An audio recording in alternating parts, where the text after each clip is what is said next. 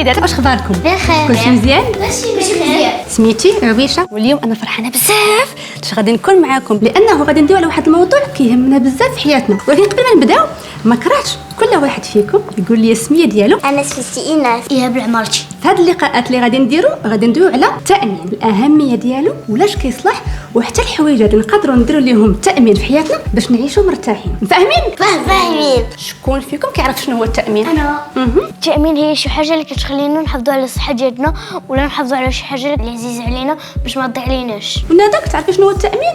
ماشي مشكل الا ما عرفتوش التامين. التامين جاي من واحد الكلمه سميتها الامان، اللي كتعطينا الاحساس بالراحه والطمانينه، وكيتعتبر شي حاجه مهمه بزاف باش اننا نعيشوا مرتاحين. وحتى لا قدر الله شي نهار وقعت شي حاجه، الحويجات اللي كيكونوا عزاز علينا بزاف التامين كيوقف معنا، كيعاوننا باش الامور كامله تدوز مزيان. علاش هاد الحوايج؟ كاين بزاف د الحويجات اللي ممكن نديروا لهم التامين بحال الدار، الطوموبيل، الصحه وغيرها. وفي كل حلقه من هاد الحلقات غادي ندويو على نوع من انواع التامينات اللي كاينين. كيفاش كيخدم التامين وكيفاش نديروه؟ عجبتوني بهذا الحماس اللي فيكم. غنمشيو معكم بشويه بشويه، ودابا انا اللي غادي نسولكم شنو هي الحويجات اللي عندكم في لاشومبر ديالكم اللي كتبغيوها بزاف وعزيزه عليكم بزاف وما تقدروش تفرقوا عليها. الدودة تاعي، لابيسيكلات تاعي، الخوتينات ديالي، الكشوبه ديالي. برافو عليكم، هاد الحوايج كاملين اللي قلتو زوينين بزاف. والتامين فاش كينفعنا؟ مثلا هاد اللعبه اللي كنتي كتلعبي بها شي نهار تهرسات، التامين كيعوضنا،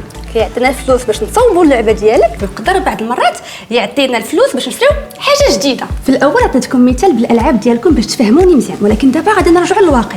مثلا باباك ولا ماماك الا كانت عندهم شي حاجه عزيزه عليهم بزاف كيديروا ليها التامين. كل عام كيخلصوا واحد المبلغ ديال الفلوس باش الا قدر الله وقعت شي حاجه كنلقاو التامين في جنبنا، وهكا باباك وماماك كيحافظوا على الفلوس اللي عندهم وعلى الجويجيب ديالهم. ونزيدكم واحد الحاجه، انه هاد الفلوس اللي كنحطوا في لاسيونس هما نسبه قليله مقارنه مع الخسائر والفلوس اللي غادي يحتاجهم الا يبغي يصوب هذاك الشيء اللي خسر ليه.